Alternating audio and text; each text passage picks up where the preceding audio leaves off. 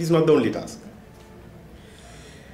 If there are two different types of human beings, as I say there are, and as I see there are, and if those who perceive the world as a process are in a minority, then perhaps we would benefit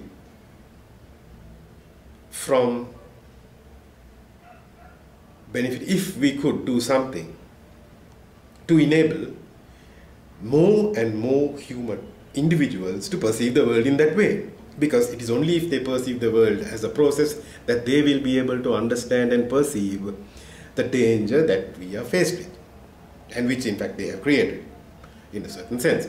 If we were to look at this in a different way, we could say that perceiving the world as a collection of objects is one kind of perceptual paradigm. Perceiving the world as an ongoing process is another kind of perceptual paradigm. So we have to try to find a path along which those who live within this perceptual paradigm that shows them the world as a collection of objects can move from that perceptual paradigm to the other perceptual paradigm that shows the world to be an ongoing process that has neither beginning nor end.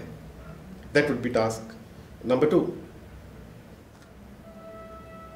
In the meantime, while all this is happening, we have to face the fact that global warming is causing climate change. Basically, it is simply making the climate more volatile. And that is causing a lot of damage. And this damage has got to be repaired. And repairing all this damage costs a lot of money. And there is a real danger that we may move forward into a situation where all our resources and all our energies are simply spent trying to keep this global civilization of ours intact, to keep it going.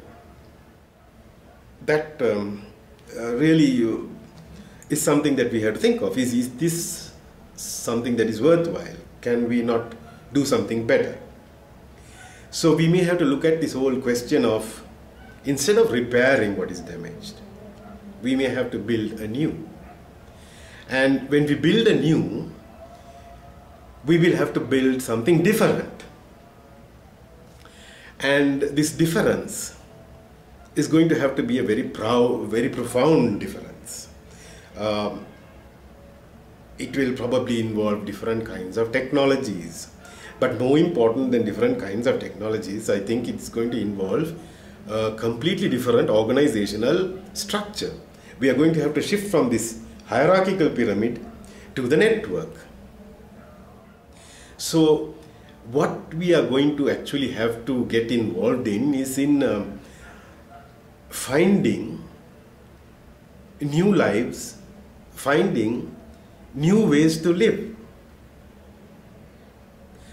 and in finding new livelihoods for each one of us, and in collaborating with each other to generate a new, credible, sustainable civilization which we could, in a figurative sense, describe as a new world for us all.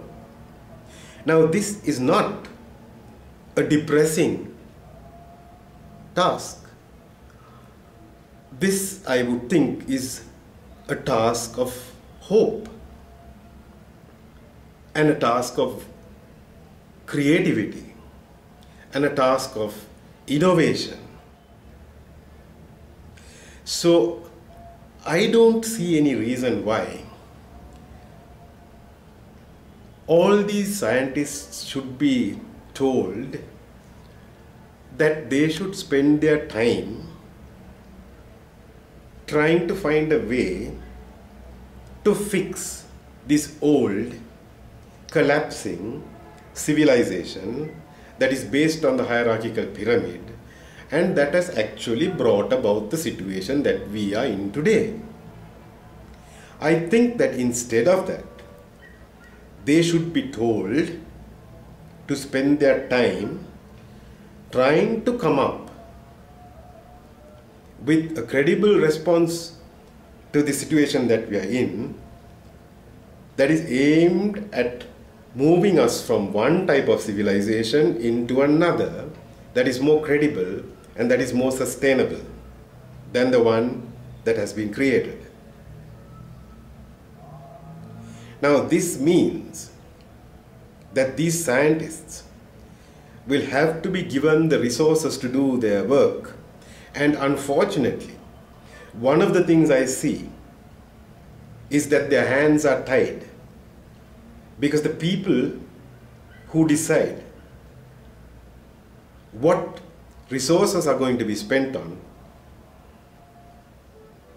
seem to have decided very firmly that all resources are going to be spent on maintaining the current global civilization exactly as it is, and that our children and their children are going to spend their lives in the futile task of rebuilding what is broken and what will be broken again and again. Now, if this is what the situation is, it is going to be necessary for us to find the resources that these scientists require in order to break free from the chains that bind them, tell the world the truth, and get on with the task of perceiving pathways to a more credible future. I am by no means certain as to how we can do this, but I do know that this has to be done. One way that we can reduce the resources that we require to generate the kind of activity and to exchange the information that we require in order to get this task off the ground is to use whatever we can use to move forward in this direction. One of the things that I have been considering is what I am doing right now. I am speaking into a camera and I will edit what I say and I will put it up there on YouTube. And that means that I do not have to buy a plane ticket and fly thousands of kilometers away to a conference, spending 5 to 10 days. And what I think is that anybody, anywhere, who can perceive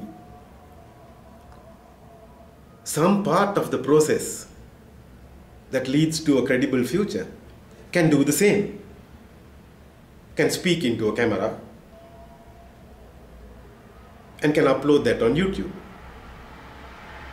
And perhaps we can actually construct a platform where all these conversations take place, and these conversations are frozen in time so that nobody has to be there at the same time. They can come on at any time and they can upload what they have to say.